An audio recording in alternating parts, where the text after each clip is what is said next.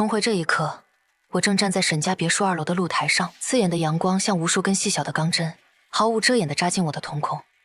那种熟悉的被灼烧的痛感让我猛地掐住掌心，指甲陷入肉里的刺痛告诉我活过来了，活在那个全球极昼，太阳再也没有落下的末世开启前的第15天。视线里，花园里的月季花正因为连续1周的异常高温而呈现出一种颓败的焦黄色。沈露穿着一身洁白的蕾丝裙，正像只高傲的孔雀，在遮阳伞下指挥着工人搬运我的钢琴。他回过头，正对上我的视线，那张曾在我临死前恶狠狠咒骂你怎么还不干枯的脸，此刻写满了伪善的关怀。他朝我挥了挥手，指了指手腕上的钻表，示意我该下楼签署那份家产放弃协议了。我没有动，我低下头看向自己的左手手腕，那里有一个只有我能看见的黑色漩涡纹身，像是一块深不见底的墨玉，散发着沁人心脾的凉意。这就是我重生带回的筹码，永夜空间。前世我以为这是夺命的诅咒，却不知在那个所有人都被永恒阳光折磨疯了的世界里，这一抹绝对的黑暗与寒冷意味着什么。我心念微转，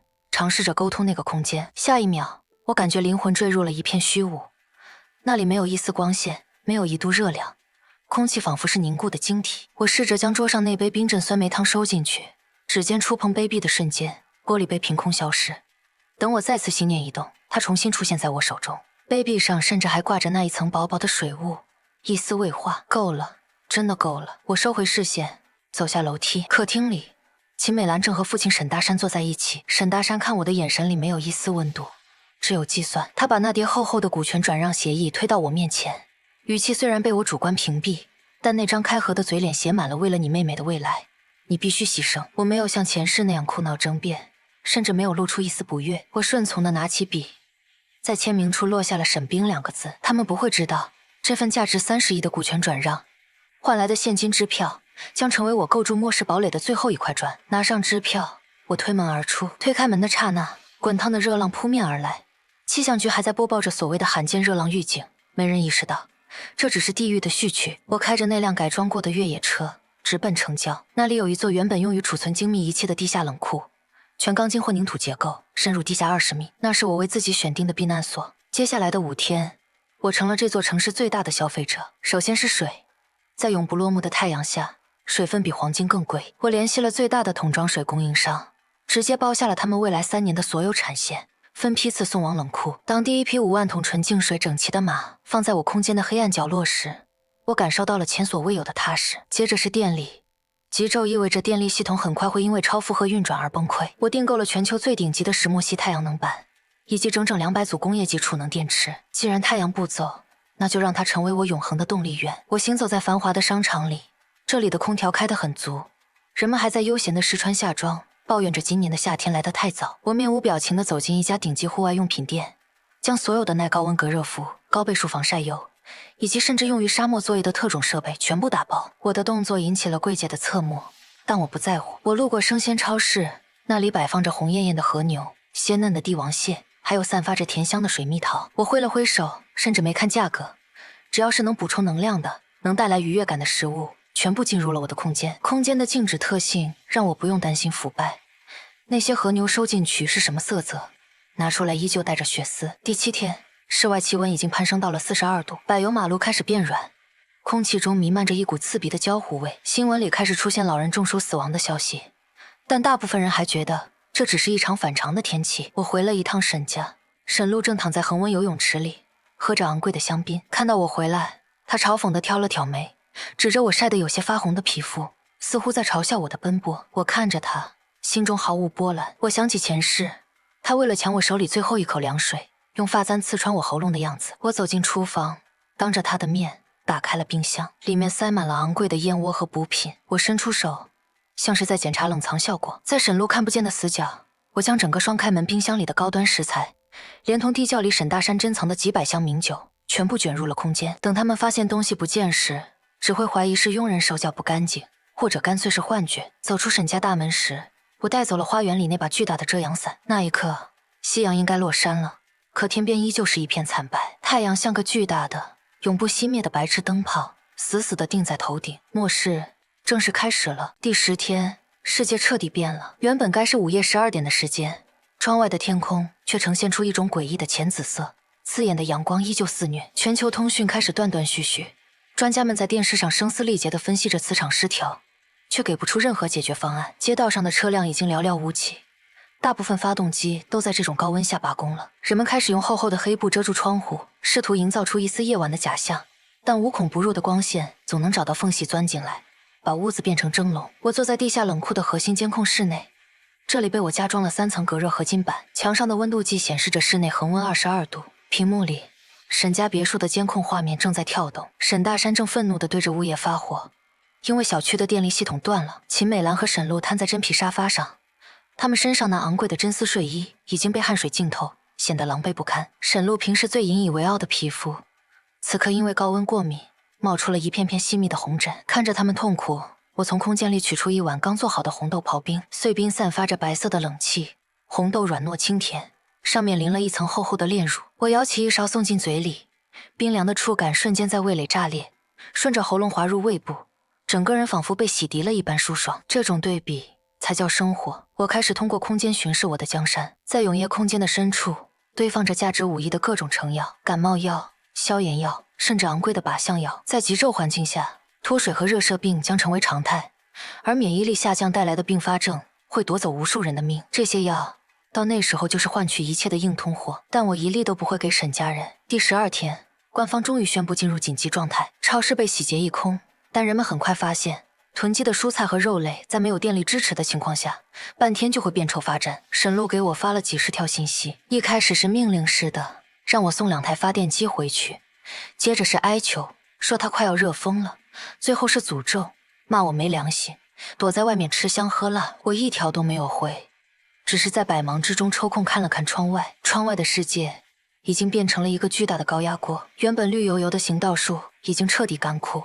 变成了易燃的柴火。几声清脆的爆裂声传来，那是停在路边的汽车轮胎受热爆炸了。我起身走向我的地下厨房，晚饭我打算犒劳一下自己。一块顶级战斧牛排在平底锅里发出滋滋的声响，油脂的香味在封闭的冷库里弥漫开来。我配了一杯1982年的红酒，加了2块方冰。就在这时，冷库外的警报声响了，监控显示沈大山竟然带着沈露找过来了。他们显然是动用了最后的人脉，才查到我买下了这处冷库。沈露狼狈的几乎认不出来，他头顶着一块湿透的脏抹布，那是他们唯一的降温手段。他对着冷库沉重的合金大门疯狂踢踹，虽然那些声音传不进我耳朵里，但我能看到他因愤怒而扭曲的五官。沈大神则在试图寻找通风口，妄想钻进来。我调整了摄像头的角度，按下了麦克风连接键，但我没有说话，我只是把切好的一块鲜嫩多汁的牛排缓缓举到了摄像头面前。隔着厚厚的防弹玻璃和屏幕，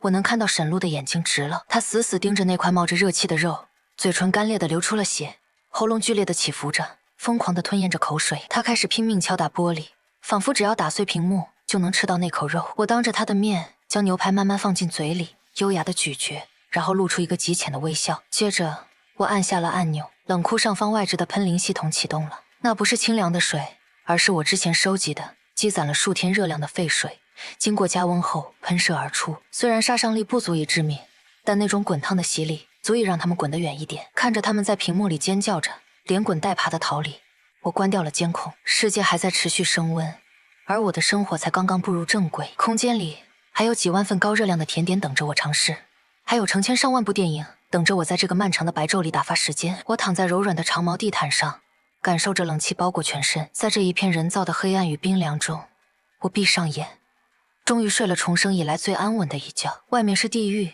而这里是我的神殿。室外气温已经攀升到48度，窗外的景象在滚烫的空气中扭曲变形，像是一幅快要融化的油画。我赤脚踩在地下冷库冰凉的大理石地面上，手里攥着一瓶刚从空间取出的挂着白霜的苏打水，气泡在喉间炸裂，带走了一丝浮躁。监控屏幕里，沈家那2人的身影早已消失在白茫茫的热浪中。我以为我的孤岛会一直安静下去，直到一个黑色身影突兀地出现在冷库外围的感应区。那是顾修，前世他是商界令人胆寒的对手，也是在最后时刻唯一没有对我落井下石的人。此刻的他，黑色的衬衫被汗水浸透，紧紧贴在紧致的背部轮廓上，勾勒出力量感十足的线条。他没有像沈露那样疯狂砸门，只是安静地靠在阴影处，胸膛剧烈起伏，修长的手指扯开了领口的2颗扣子，露出被高温蒸得泛红的锁骨和滚动的喉结。我盯着屏幕，指尖下意识地拂过冰冷的控制台。这种在极端环境下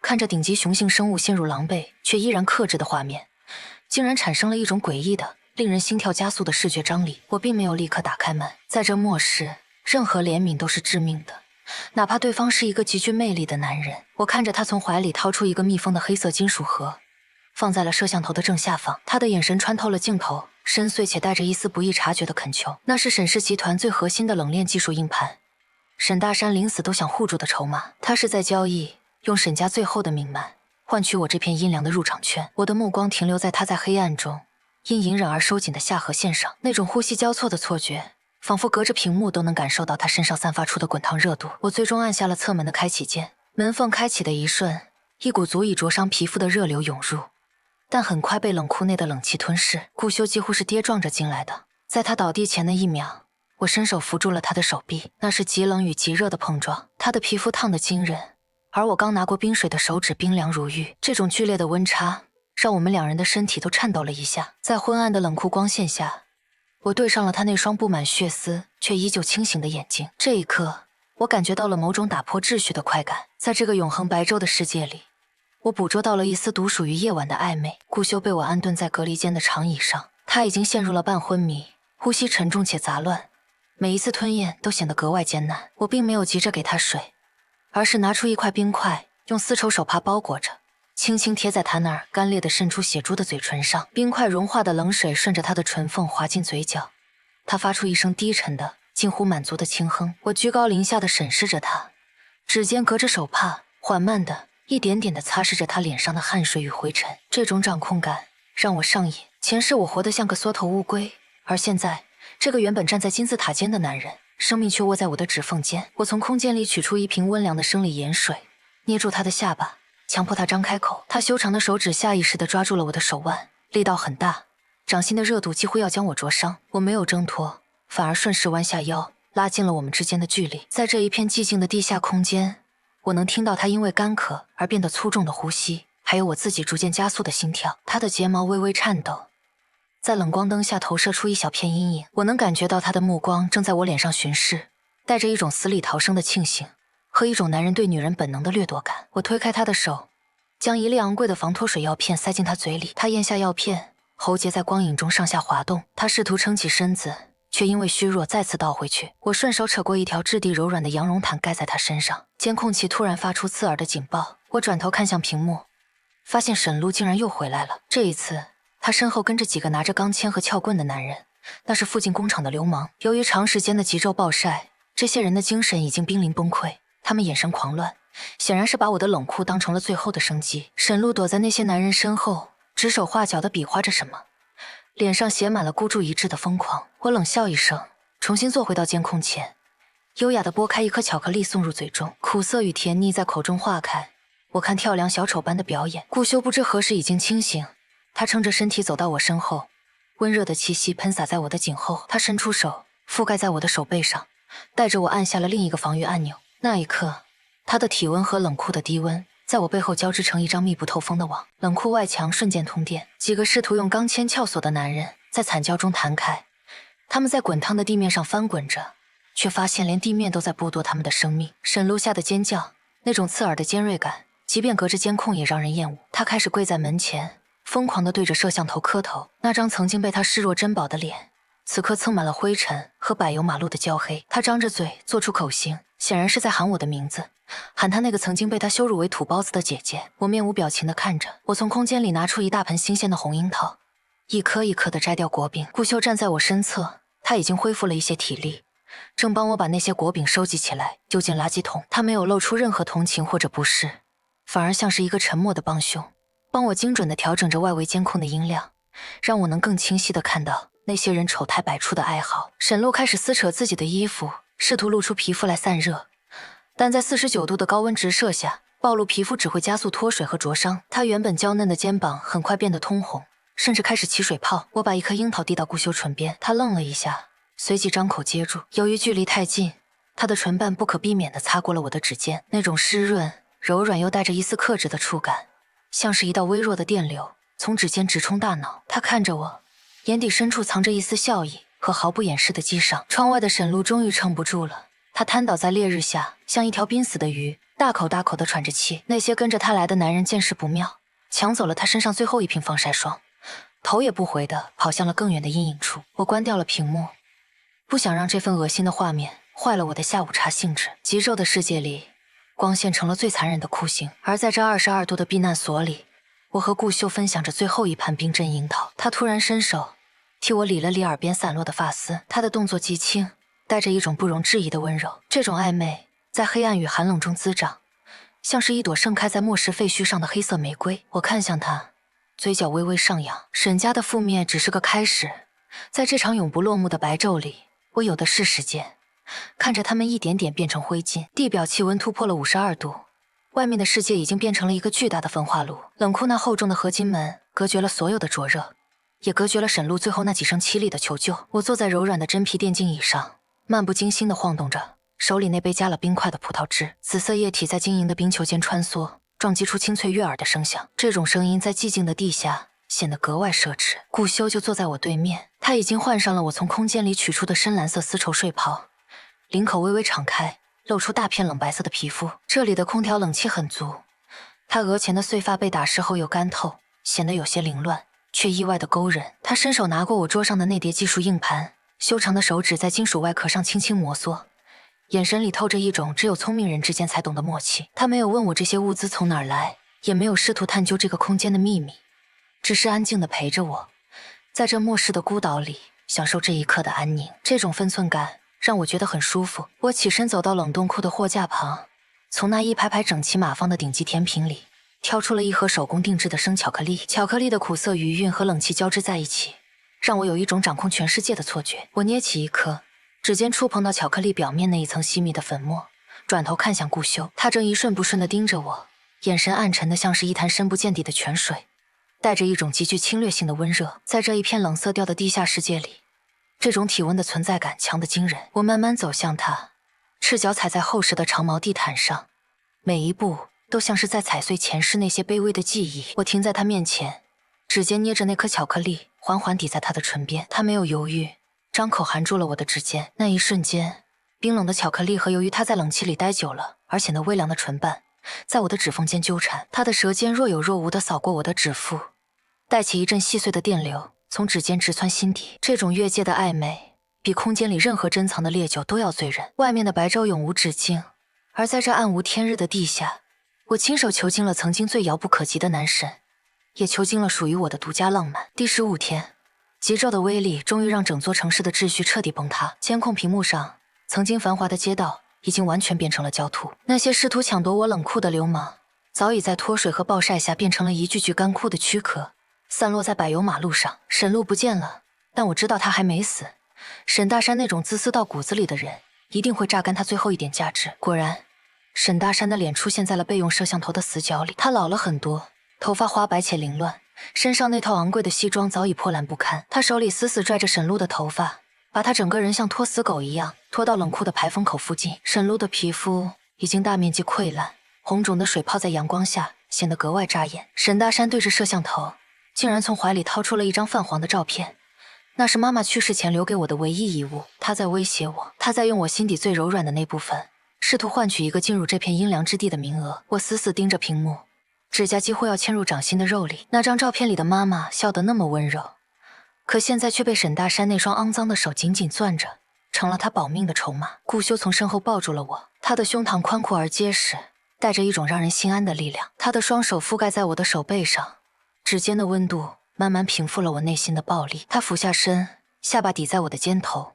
清冷的木质香调混合着他身上淡淡的体温，将我整个人包裹。他在我耳边轻轻呼气，那双修长的手精准地移向了冷库的外排风控制键。我明白了他的意思，我深吸一口气，反手握住了他的手。我们两人的指尖交叠在一起，共同按下了那个红色的按钮。冷库内部积攒的高压冷气伴随着刺耳的轰鸣声，顺着排风口猛地向外喷射，那是足以让沸腾的空气瞬间凝固的极寒。屏幕里，沈大山还没反应过来，就被这股强烈的冷气流掀翻在地。那张照片从他手中脱落，被风卷到了半空中。我迅速打开了一道极小的侧门缝隙，在热浪倒灌进来之前的0.1秒，用空间的力量将那张照片吸了回来。照片入手的瞬间，我心底那最后一丝束缚彻底断裂。门外的沈大山和沈路被这冷热交替的冲击折磨得近乎疯狂，他们在滚烫的地面上抽搐着。我冷漠地关闭了所有的外部传感器，拉下了遮光帘。这一刻，我的世界只剩下身后的顾修和这片永恒的属于我的黑暗。冷酷的电力系统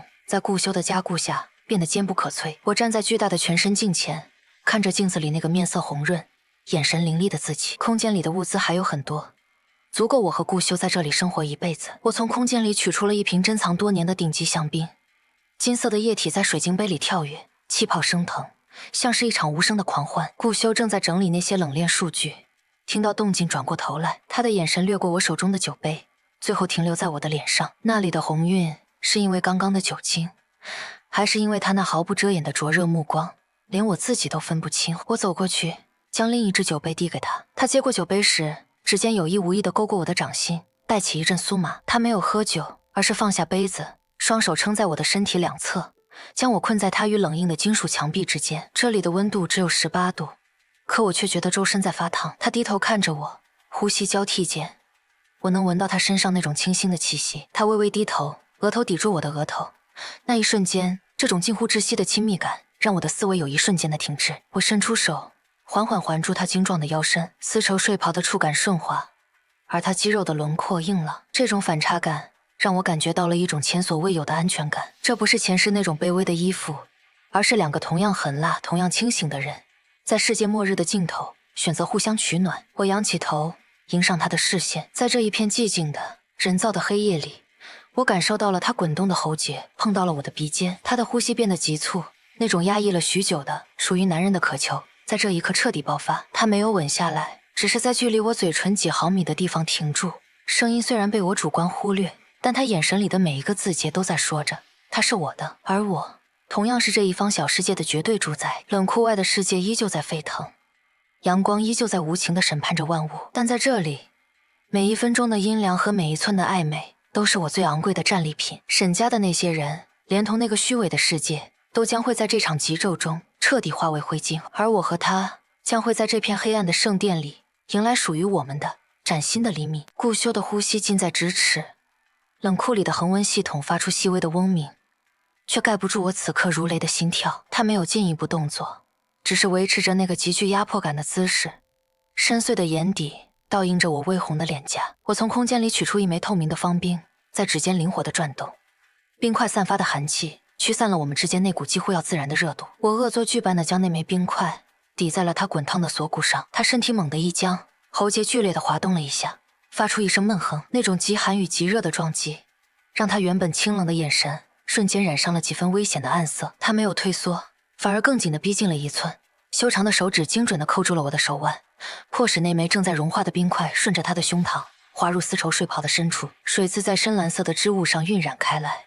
他那双布满薄茧的手掌微微用力，将我整个人带向他。这种无声的较量在寂静的冷库里发酵，空气中弥漫着一种名为博弈的暧昧。我仰起头，对上他那双充满占有欲的眼睛，指尖挑起他睡袍的一角。这一刻，他是我的囚徒，也是我的同盟。在这个永不落幕的极昼世界里，我们拥抱着彼此，像是在共同守护着世间最后一抹阴凉。监控器再次亮起红光，打断了空气中那粘稠的暧昧。沈路竟然还没死，他不知道从哪里弄来了一套破烂不堪的隔热服，看起来像是从哪个施工现场偷来的，笨重且滑稽。他趴在冷库唯一的钢化玻璃观察窗前，手里举着一块白色的板子，上面歪歪扭扭地写着我怀孕了。那是他前世赖以生存的底牌，那个渣男前任的孩子。他以为我还会像前世那样为了那点虚无缥缈的血缘关系而心软。他拼命地拍打着窗户，那张因为缺水而干瘪起皮的脸贴在冰冷的玻璃上，显得狰狞又可悲。他试图通过这种方式唤起我的愧疚感，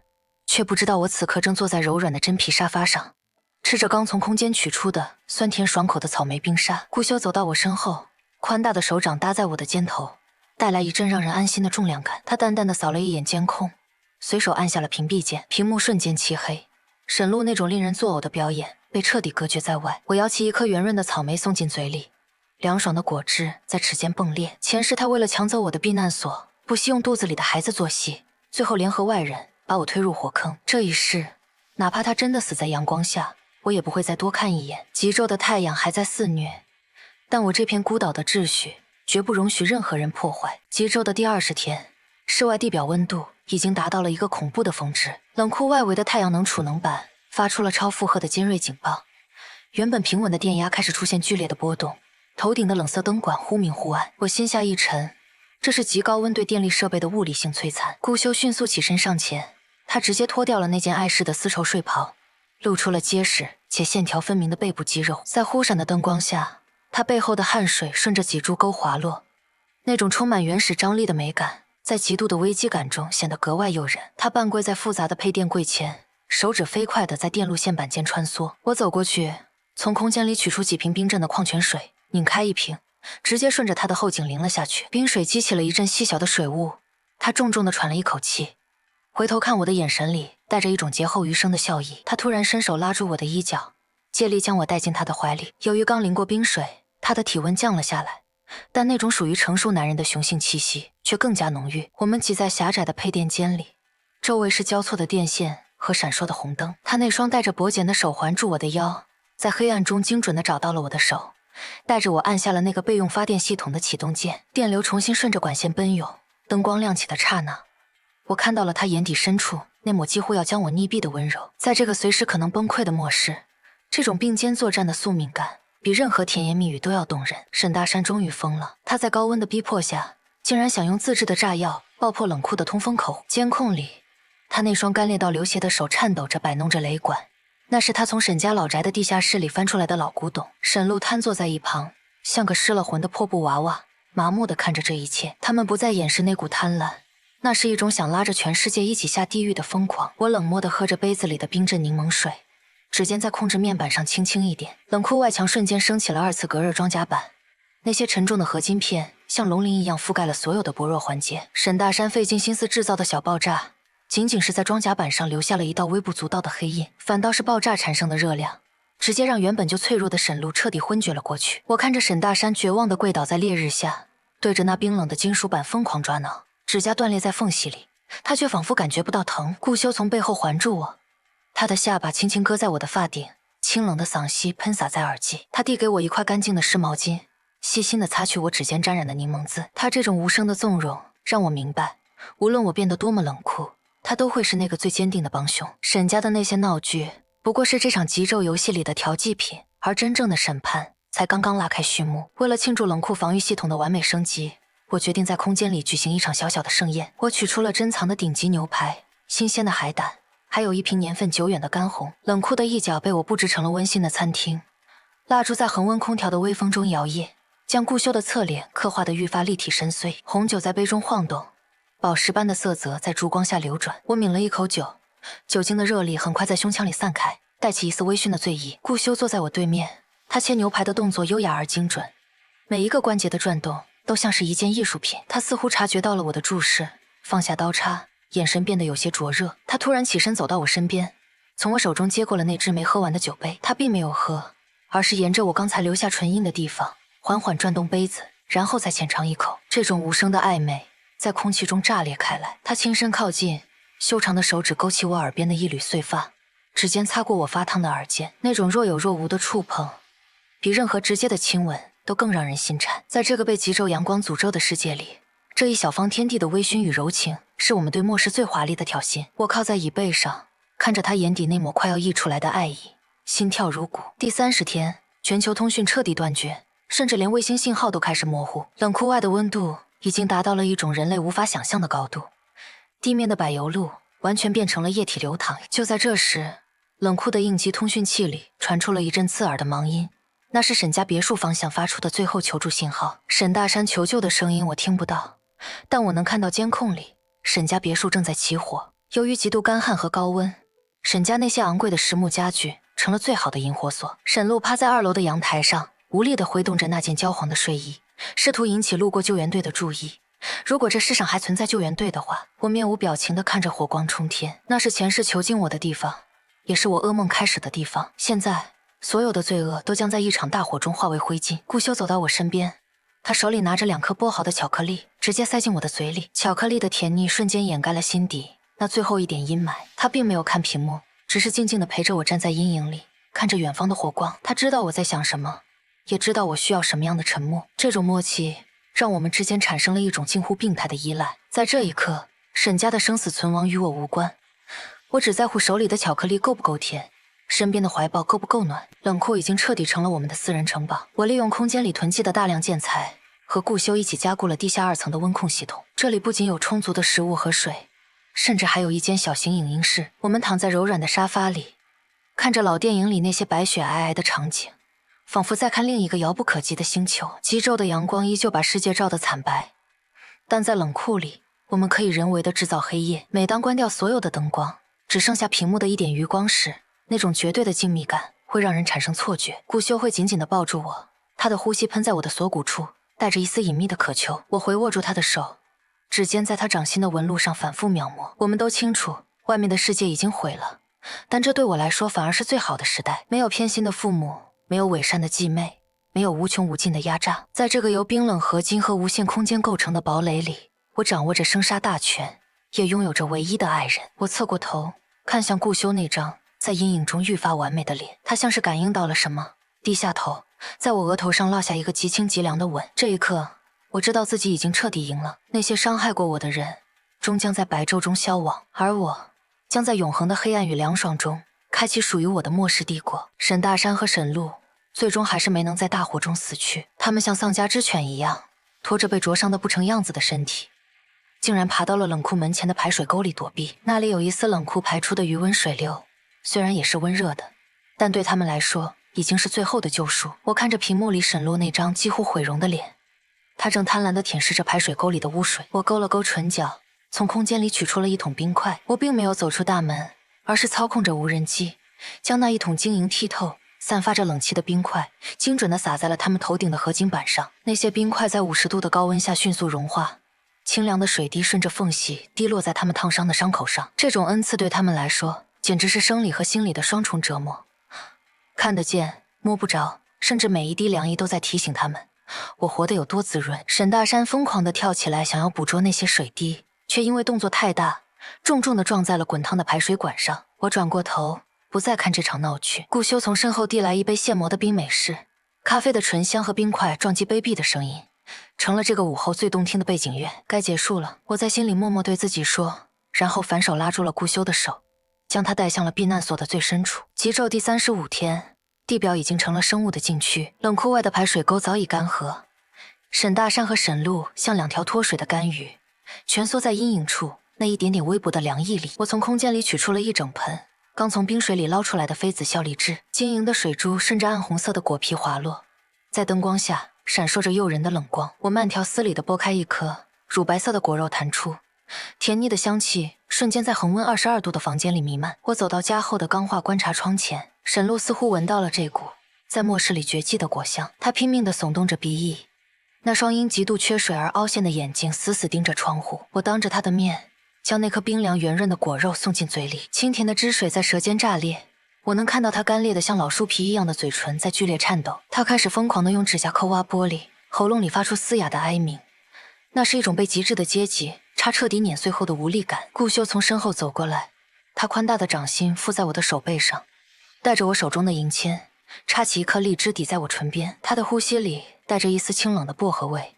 眼神深邃的像要将我溺毙。外面的沈路因为由于愤怒和嫉妒猛地撞向玻璃，却被滚烫的窗框烫得发出凄厉的惨叫，连滚带爬地摔回了烈日下。我转过身，将剥好的荔枝皮随手丢进垃圾桶。这种我有你无的降维打击，比任何武器都要让他痛苦。由于外部热浪持续冲击，冷库的2级降温系统发出了一阵沉闷的过载声，灯光瞬间熄灭，整个地下空间陷入了绝对的黑暗。我站在黑暗中，五感被无限放大，我能听到自己逐渐加快的心跳声，还有几步之外，顾修那沉稳且有节奏的呼吸。这种失去视觉的瞬间，让空间里原本就焦着的暧昧气息变得几乎实质化。一只滚烫的手精准地抓住了我的手腕，顾修的力道很大，却带着一种不易察觉的颤抖。他将我带向他的怀抱，我撞在他坚硬的胸膛上，鼻尖满是他身上那种清冷的木质香调。他在黑暗中低头，额头抵住我的额头。那一瞬间，由于高度的紧张与依赖，我下意识地揪紧了他腰间的衬衫。他的呼吸变得粗重，修长的手指顺着我的脊椎缓缓上移，最后停留在我的后颈处，轻轻的摩挲，那种酥麻感顺着尾椎骨直冲大脑。在这个被阳光诅咒的世界里，这抹人造的黑暗成了我们最隐秘的乐园。我没有推开他，反而往他怀里缩了缩，贪婪地汲取着他身上那点令人心动的热度。随着备用电源的接通，灯光由暗转明，他猛地松开手，偏过头去，耳根那抹可疑的红晕在冷光灯下无处遁形。这种克制而又汹涌的推拉让我嘴角忍不住上扬。沈大山显然撑不住了，他从那堆废墟里翻出了一块破旧的木板，用炭黑在上面写了几个大字：沈家海外账号密码。他以为钱在这个时候还有用。他跪在烈日下，那双曾经挥斥方遒的手现在抖得像筛糠。他试图用这些废纸一样的数字换取哪怕一瓶常温的矿泉水。我冷笑着从空间里拿出了一大瓶冰镇的可口可乐。我并没有打开门，而是将可乐放在了传送舱的透明窗口处。褐色液体在瓶子里晃动，细密的气泡不断上升，那是文明社会最后的余晖。沈大山疯狂地扑过来，脸紧紧贴在透明的玻璃罩上，甚至试图用牙齿去咬那层加厚的钢板。我按下了喷雾按钮，冰凉的水雾瞬间弥漫了整个传送舱，却在沈大山触碰到之前被抽干。他看着那一瓶触手可及的可乐，眼神从贪婪变成了绝望，最后变成了歇斯底里的疯狂。他转过头，竟然一把夺走了沈露手里最后一根遮阳用的烂布条，将自己的亲生女儿直接推向了毫无遮掩的烈日下。这就是他口中所谓的血浓于水。我坐在阴凉处，慢悠悠地喝着加了冰的汽水，看着他们为了生存而彻底撕碎伪善的亲情。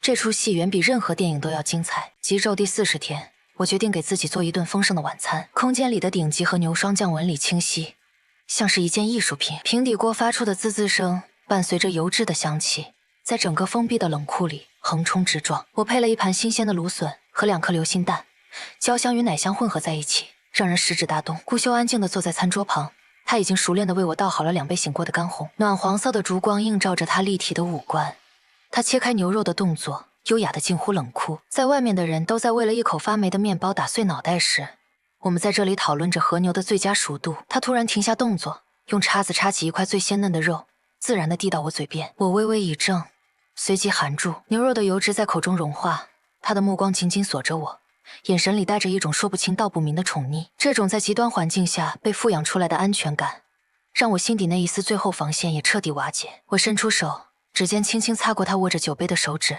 那是独属于我们2人的在废墟之上建立的阶级傲慢。窗外的沈大山正因为中暑而痛苦地蜷缩着，而我正享受着顾修亲手投喂的顶级晚餐。沈露并没有死，他骨子里的阴毒支撑着他爬到了冷库的后方，那里有一个我故意留下的用来诱捕的微小通风口。他从怀里掏出一包藏了很久的粉末，那是他以前用来对付竞争对手的致幻剂。他试图将这些东西撒进通风口，想让我也尝尝发疯的滋味。我通过全息监控看着他那张因嫉妒而扭曲的脸，觉得可笑至极。由于物理常识的缺失，他并不知道那个通风口其实是排风用的。他撒下的那些粉末在强力的排风下瞬间倒卷回去，直接糊了他自己一脸。几秒钟后，他开始对着空气疯狂地抓挠，嘴里发出不明所以的呓语。他大概是产生了幻觉，竟然冲向了那些被晒得滚烫的太阳能板，紧紧地抱住他们，仿佛那是他梦寐以求的奢侈品。皮肤接触到几百度高温板材的声音甚至传进了监控器。我揉了揉耳朵，转头看向正在看书的顾修，他似乎感觉到了我的情绪，起身走到我身后，轻轻按压着我的肩膀，动作温柔且有力。睡吧。他低头在我耳边亲吻，那种沉稳的嗓息让我瞬间放下了所有的力气。在这个疯狂的世界，只有他能给我最极致的安宁。由于极昼的持续，外界的淡水资源已经彻底枯竭，冷库外开始聚集一些零星的生还者。他们并非沈家人，而是附近别墅区的富人们。这些曾经体面的人，此刻正为了抢夺沈大山手里那一点点残留的水迹而大打出手。曾经高不可攀的名媛，现在为了换取半口水，不惜跪在污浊的地面上摇尾乞怜。我站在遮光帘后，冷漠地看着这一幕幕众生相。顾修递给我一副望远镜，他的手心由于用力而带着微微的热度。他从身后环住我，下巴抵在我的肩头，这种亲昵的姿势让我们看起来像是在看一场无关痛痒的默剧。我看到沈大山为了保住自己最后的一点领地，竟然用那根焦黑的木棍狠狠击打着那些求救的人。那种自私到了骨子里的本性在这一刻暴露无遗。我放下了望远镜，这种看仇人挣扎在泥潭里的快感比我想象中还要解气。我从空间取出2颗顶级的黑松露巧克力，一颗塞进顾修嘴里，一颗留给自己。苦涩过后的极甜，正是现在的滋味。为了缓解冷库的高负荷，我带顾修进入了避难所的最底层，那里存放着我空间里移出的几吨干冰，常年维持在0度以下。我们都换上了厚厚的羽绒服，由于空间狭小且极寒，我们必须紧紧依偎在一起才能保持体温。顾修将我整个人裹进他的大衣里，隔着厚厚的织物，我依然能感觉到他心脏有力的跳动，一下又一下敲击着我的背部。他在寒冷的雾气中低下头，冰冷的鼻尖蹭过我的侧颈，带起一阵剧烈的战栗。他的双手环住我的腰，不断的摩挲，试图帮我取暖。这种在极寒中产生的极致热度，让周围的冷空气都变得粘稠起来。我转过身，手掌贴在他起伏的胸膛上。在这一片由我亲手打造的冰雪帝国里，这个男人成了我唯一的私有物。这种极度的占有欲和在极端环境下的相互取暖，让我们的关系产生了一种质的飞跃。他低头看着我，眼神里藏着汹涌的浪潮。在这一片银装素裹的地下世界，我们是唯二拥有心跳的生灵。极昼第50天，沈大山终于不行了。他趴在冷库的大门口，用最后的一点力气敲击着合金板。他在地面上用血写下了对不起3个字，歪歪扭扭，丑陋至极。他以为一句忏悔就能换取他重入人间。我通过对讲系统的单向监听，听到他微弱的呼吸声中夹杂着对名利的留恋，而非对我的愧疚。我打开了外部扬声器，我没有说话，只是播放了一段前世我死在玻璃房里时的录音。那是我在弥留之际用破碎的录音笔录下的。他那冷酷的笑声和沈露得意的咒骂，声音在寂静的废墟上空回荡，像是一道催命符。沈大山在听到声音的那一刻，双眼猛地瞪大，身体剧烈地抽搐了一下，随即彻底僵硬。他死的时候，眼睛死死盯着冷酷的大门，充满了悔恨、恐惧，以及对那永远无法触及的清凉的渴望。我按下了关闭键，世界归于寂静。顾修走到我身边，从背后温柔地捂住了我的眼睛，他温热的掌心带走了我眼底最后一抹力气。都结束了，我点了点头。在这场永不落幕的极昼里，我不仅活了下来，还亲手埋葬了所有的过去。接下来是属于我和他的漫长的冬眠。沈大山的尸体在烈日下迅速枯萎，像一截被火烧过的焦木。我站在监控屏前，手里捧着一小碗冰镇的杨梅，紫红色的果实浸泡在碎冰里，酸甜的冷气扑面而来。我看着沈露，他还没死透，正趴在沈大山的尸体旁，试图寻找他怀里可能藏着的一丁点水。他曾经最引以为傲的纤纤玉指，此刻指甲全部崩断，在滚烫的地面上抓挠出一道道暗红色的痕迹。我没有怜悯，只有一种尘埃落定的快感。我放下瓷碗，指尖因为触碰冰块而变得微凉。我轻轻按下了喷雾按钮，冷库外围的除尘系统喷出一股细密的水雾。那本是为了清理太阳能板上的灰烬，但在沈露眼里，那是神迹。他疯狂地张开嘴，想要捕捉那几滴在半空中就会被蒸发的雾气。他甚至为了那点湿润，把脸贴在滚烫的合金板上，发出一阵让人牙酸的滋滋声。顾修走到我身后，他那双修长且温热的手自然地环绕在我的腰间。他低头将下巴搁在我的肩膀上，呼吸扫过我的侧颈。他没看屏幕，只是伸手从我的碗里拈起一颗杨梅，指尖擦过我的唇瓣，将那抹冰凉送进他自己口中。他的喉结上下滑动，眼神里带着一种劫后余生的慵懒。外面的惨状与我们无关，这道门隔绝的不仅是热浪，更是2个完全不同的阶级。极昼第55天，外界的嘈杂已经彻底消失，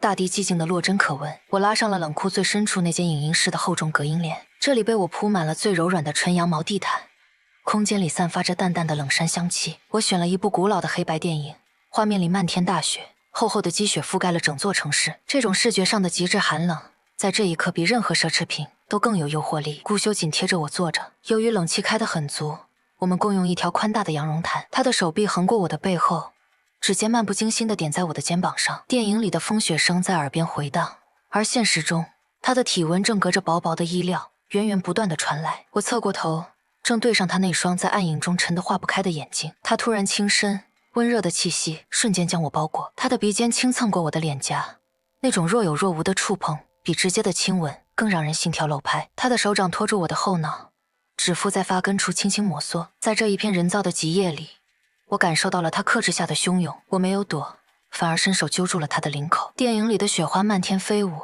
而在这个被阳光诅咒的地心堡垒里，我们分享着最后一点私密的温度。这种在末世废墟上滋生的暧昧，带有一种令人战栗的毁灭感和病态的甜蜜。沈露终于爬到了冷库唯一的换气扇出口下方，他手里紧紧攥着一个破旧的日记本，那是妈妈生前留下的，记录了沈家真正资产藏匿点的关键信息。他拼命挥动着本子，那张扭曲的脸上写满了最后的疯狂。他想用这个秘密换一张入场券，换一个能让他活下去的阴影。我坐在监控室的转椅上，手里拿着一根冰镇的巧克力雪糕。由于极度缺水，沈路的视线已经模糊，他甚至看不清我正在窗户后面优雅地享受生活。我当着他的面打开了那个通风口的强力吸气开关，巨大的吸力瞬间将那个日记本从他手中扯飞，纸张在空中四散裂开，碎成了一片片蝴蝶般的残骸，很快被滚烫的风卷向了远方。沈路呆住了，他最后的筹码在那场烈日下化为了乌有。他绝望地伸出手去抓那些碎片，却因为重心不稳，重重地磕在了金属架上。我看了一会儿，觉得有些无趣。顾修从身后递给我一张湿纸巾，细心地擦掉我嘴角沾上的一点巧克力渍。他的动作温柔得不像话，仿佛外面那个正在崩溃的女人只是这末世背景里的一粒尘埃。我关掉显示器，既然筹码没了，那它也没必要存在了。今晚的晚餐是顶级蓝鳍金枪鱼大腹，粉红色的鱼肉铺在碎冰上，每一道油脂的纹路都像是上等的丝绸。我配了一瓶年份极好的冰酒，金黄色的酒液在水晶杯里流转。冷库里安静极了，只有刀叉碰撞冰块的清响。顾修坐在我对面，他已经换上了一件质地考究的黑色真丝衬衫，领口微微敞开，露出他在极简环境下依然保持的完美的锁骨线条。他看着我剥开一只被冻得晶莹剔透的红虾，由于手滑，虾肉掉在了大理石桌面上。他很自然地俯身，指尖先我一步捏住那块冰凉，却没有放回盘子，而是直接送到了我的唇边。我愣了一下，对上他那深邃如潭水的目光，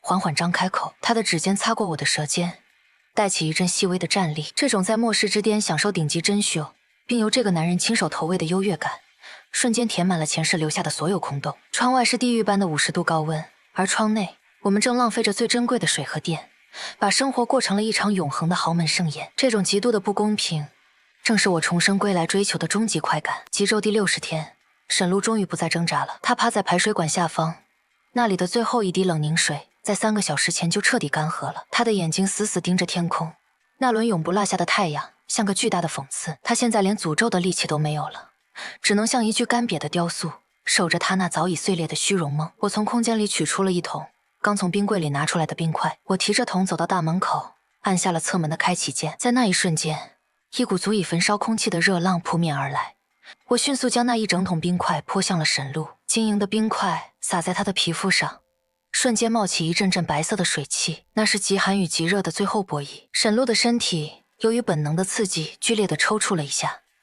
他涣散的瞳孔里映出我华丽的裙摆和手中那杯还没喝完的冰茶。他想伸出手抓我的脚踝，却在触碰到我影子的一瞬间彻底僵住。我冷漠地抽回视线，关上了沉重的合金门。门内的冷气迅速将那点侵入的热量扑灭。我深吸一口气，感受到空气中那股沁人心脾的凉意。从此以后，这个世界上再也没有沈家人，只有我和我这永恒的地下帝国。顾修站在门廊处，张开怀抱迎接我。我跌进他那个带有淡淡烟草和薄荷味的怀抱，感觉到了前所未有的安宁。由于外部变压器老化，冷库的电力室需要人工手动校准。我带着顾修来到了最底层的机械舱，这里充满了沉重的金属味道和由于高负荷运转产生的微弱热量。我穿着简单的真丝吊带，而顾修由于工作需要只穿了一件工装背心，肩膀上裸露的肌肉在昏暗的灯光下泛着诱人的光泽。他弯下腰检查线路，背部的线条随着他的动作起伏，像是一张拉满的弓。我站在一旁帮他递工具，这里的空间很狭窄，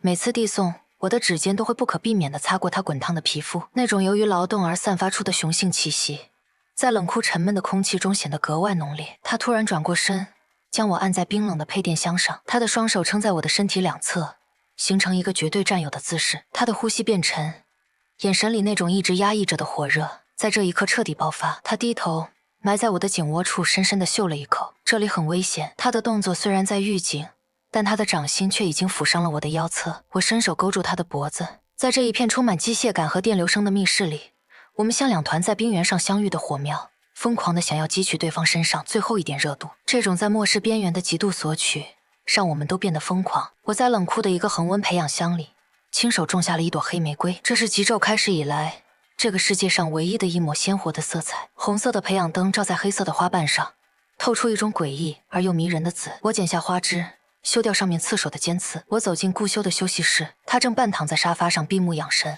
领口处的纽扣开了3颗。我走过去，将那朵还带着水珠的黑玫瑰别在他的襟口。他猛地睁开眼，顺手扣住了我的手腕。玫瑰的香气很淡，但在这一片死寂的地下世界里却极具侵略性。他拉着我的手，让我整个人跌在他胸口。黑玫瑰被挤压在两个人的身体之间，散发出一种被摧毁后的浓郁芬芳。他低头看着那朵花，又看向我，眼神里的占有欲几乎要溢出来。送我的。虽然我主观上忽略了他的声音，但他眼神里的询问已经让我心领神会。我用指尖点在他的唇上，制止了他接下来的动作。在这个末世，这朵玫瑰是我们对枯萎世界的最高嘲讽。为了确保外围防御的绝对安全，我穿上了最顶级的全覆盖隔热服。这件衣服能让我暂时走出冷库，在这沸腾的大地上行走15分钟。顾修不放心，也换上了同样的装备，紧紧地跟在我身后。推开门的那一刻，世界亮得让人眩晕。昔日繁华的街道早已辨认不出轮廓，沈家的别墅已经成了一堆灰褐色的残渣。我走过沈大山倒下的地方，那里除了一滩灰烬，什么都没留下。这种站在废墟之上俯瞰众生皆苦的优越感，让我每个细胞都在欢呼。我转头看向顾修，虽然隔着厚厚的防护面罩，我依然能感觉到他那关切的目光始终追随着我。他伸出手，隔着厚重的手套握住了我的手。这种触感并不真实，但心底那份笃定却前所未有的强烈。我们在这片死亡的大地上短暂的巡礼，像两个检阅领土的君王。15分钟后，我们回到了冷库。当大门关上的那一刻，我剥掉了沉重的外壳，任由冷气冲刷我的每一寸皮肤。这种从地狱回到天堂的落差感，正是维持我快感的源泉。空间里的红酒窖被我整理得井井有条。为了惩罚顾修刚才在外面因为担心而对我过度的束缚，我带他来到了这里。我选了一瓶口感最辛辣的烈酒，倒在2个冰镇过的杯子里。这里的温度极低，只有0度左右。由于衣着单薄，我控制不住的微微发抖。顾修皱起眉，想要带我出去，我却反手将他推在酒架上。冰冷的酒瓶撞击在一起，发出沉闷的声音。我喝了一口烈酒，然后踮起脚，主动吻上了他的锁骨。辛辣的酒液顺着我的嘴角流下，沾湿了他的衬衫。这种在极寒中追求极热的叛逆感，让我们2人都有些失控。他喘着粗气，用力地回抱着我，手掌的温度几乎要将我后背的皮肤灼伤。在这个充满酒精香气和极度寒冷的密室里，我们进行了一场关于掌控权和服从的无声较量。最后，他妥协般地叹了口气，将我横抱起来，快步走向了温暖的卧室。在这个末世，他永远是我最忠诚的俘虏。极昼第70天，气象监测站传来了微弱的电磁波动，太阳光强度开始出现极其缓慢的减弱。虽然这不代表末世结束，但意味着这种极端的平衡正在被打破。我坐在冷库顶层的露台上，隔着数层绿光玻璃，看着外面那团永恒的惨白的火球。顾修端着2杯刚煮好的手冲咖啡走过来，咖啡的焦香在密闭的空间里显得格外安稳。他坐在我身边，自然地将我的脚叠在他的腿上，缓慢而有力地按摩着。我们都没说话。外面的世界已经彻底洗牌，那些曾经折磨过我的人，那些虚伪的规则，那些无止境的道德绑架，统统化为了灰烬。而我和他拥有着这世上最丰厚的物资、最坚固的堡垒以及最深刻的羁绊。我抿了一口咖啡，感受着液体划过喉咙的温热。无论接下来的世界是进入极寒还是漫长的黑夜，我都已经做好了准备。在这个由我一手打造的充满安全感与私密暧昧的王国里，我将永远是那个被富养的、主宰一切的女王。我侧过头，顾修正温柔地注视着我，他眼底的深情是我这辈子收到的最珍贵的，也是唯一的战利品。一切才刚刚开始。极昼进入第75天，窗外的世界已经彻底失声，除了风卷起焦土的沙沙声，再无其他。我坐在冷库2层的阳光房里，这里加装了整整6层防辐射隔热玻璃，能让我直视那轮不可一世的太阳，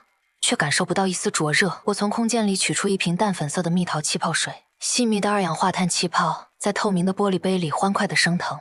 我丢进2片刚摘下的新鲜薄荷叶，清凉的香气瞬间钻进鼻腔。我靠在鹅绒靠枕上，脚尖有一下没一下地勾着地毯上的流苏。这种在末世之巅俯瞰废墟，手里却握着冰镇饮料的惬意，让我每个毛孔都舒展开来。顾修穿着一件简单的白衬衫，领口随性地敞开，正半蹲在我面前。他手里拿着一盒刚从冰柜里取出的进口樱桃。他没有说话，只是慢条斯理地摘掉绿色的果饼，指尖捏着那颗红得发黑的果实，递到我的唇边。他的指腹擦过我的下唇，那种略带粗糙的触感带起一阵细碎的电流。我顺势含住樱桃，舌尖抵住果肉的瞬间，那种沁人心田的凉意和顾修眼底浓稠的情绪交织在一起。这种极致的偏宠让冷库外的那些焦黑印记显得愈发滑稽。我伸手环住他的脖颈，指尖没入他脑后微凉的发丝中，他顺势将我整个人从躺椅上抱起。这种绝对的力量感让我产生了一种病态的依赖。在这个被阳光诅咒的世界，他就是我唯一的阴影，也是我唯一的救赎。由于地壳受热膨胀，原本沈家别墅的位置竟然裂开了一道巨大的缝隙。我透过高精度的无人机镜头，看到了那个被埋藏在地下室最深处的保险柜。沈大山临死都想护住的，原来不只是那本日记，还有那一叠叠发霉的，在极昼环境下毫无用处的纸币。我操控着无人机，在那堆废墟上空盘旋。我看到沈路最后留下的一只高跟鞋，那只镶满碎钻的鞋子在50度的高温下已经扭曲变形，像是一个干瘪的笑话。前世他就是踩着这双鞋抢走了我唯一的退烧药，而现在那双鞋和他的自尊一起被这片大地彻底吞噬。顾修坐在我身边，他修长的手指在平板电脑上轻轻一划，直接切断了那边的画面。他把一杯刚调好的莫吉托放在我手边，杯壁上凝结的水珠顺着他的指尖滑落，滴在我的手背上。那种突如其来的凉意让我回过神来。他俯下身，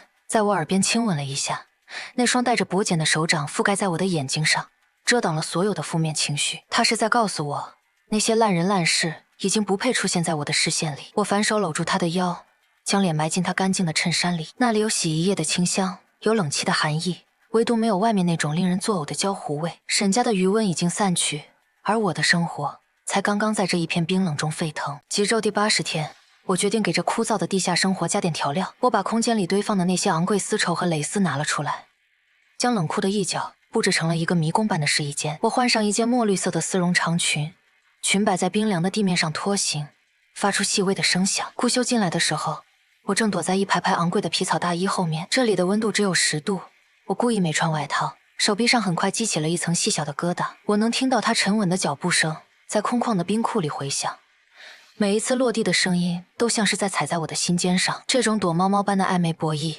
让我的呼吸开始变得急促。当他修长的手指拨开那一层厚重的白狐皮草时，我正巧抬起头，四目相对。他眼底那种压抑许久的几乎要将我撕碎的占有欲在这一刻彻底爆发。他没有说话，只是猛地伸手扣住我的腰，将我整个人抵在冰冷的合金货架上。他的呼吸很热，甚至带着一丝侵略性的粗重。他低头衔住我的耳垂，声音被我主观忽略，但他温热的掌心已经顺着裙摆的开叉处向上蔓延。这种在极寒环境下的肢体纠缠带有一种末世独有的疯狂与浪漫。我仰起头，指尖死死扣住他的肩膀。这一刻，他是我的猎人，而我是他唯一的心甘情愿的猎物。冷酷的恒温箱里，我种下的那些有机蔬菜竟然抽出了嫩绿的新芽。在外面那个连细菌都无法生存的沸腾世界里，这一抹嫩绿简直是神迹。我拿着精致的小喷壶，细心地将纯净水喷洒在叶片上，看着晶莹的水珠在翠绿的脉络间滚动。这种掌握生命循环的感觉让我觉得自己在这个避难所里不仅是主人，更是神。我摘下一片最新鲜的薄荷，转头看向正在看书的顾修，他似乎感觉到了我的视线，合上手中的古籍，挑眉看向我。我走过去，调皮地将那片带着凉意的薄荷叶贴在他滚烫的颈侧。他被冷得缩了一下脖子，随即失笑，一把拉过我的手，将我拽进他的怀里。他顺势夺走了那片薄荷，放在唇边轻轻一抿，然后将那股清凉的香气通过一个极尽温柔的吻渡到了我的口中。薄荷的清香在两个人的呼吸间交换，在这个连草根都被晒成炭的世界里，我们分享着这世上唯一的绿意和唯一的爱。我靠在他的胸膛上，听着他沉稳有力的心跳，那种前所未有的安全感让我几乎想要落泪。前世受过的那些苦，在这一刻似乎都成了这场顶级享受的铺垫。虽然阳光依旧刺眼，但空气中那种燥热的平衡感终于被打破了。冷库外的气压表开始剧烈波动，原本澄澈的过分的天空开始出现一丝丝诡异的铅灰色云层。我知道，这极有可能是极端高温后带来的超级暴雨。在极昼的能量积攒到临界点后，一场洗涤世界的热带风暴即将降临。我拉紧了遮光帘，将所有的防御系统调至最高级别。顾修站在电力柜前，最后一次检查所有的密封条。他的侧脸在昏暗的应急灯下显得格外刚毅。我走过去，从背后抱住他的背，感受着他紧绷的肌肉在我的贴近下逐渐放松。他回过身，将我整个人圈在怀里，他的手掌宽大而温暖，顺着我的脊椎轻轻安抚。他俯身，额头抵着我的额头，那一瞬间我们都感觉到了一种宿命般的共振。外面的风云变幻对我而言并不恐怖，因为我已经提前囤好了足以支撑我们活过下一个世纪的物资。就算天塌下来，我也有这一方冰冷的避难所和这个永远不会松手的爱人。我们并肩站在监控器前，看着远方那层层压下来的乌云，那是毁灭的信号，也是重生的预告。第一滴雨落下的时候，地表发出了剧烈的呲呲声，那是滚烫的焦土被瞬间冷却的哀鸣。很快，倾盆的大雨如约而至，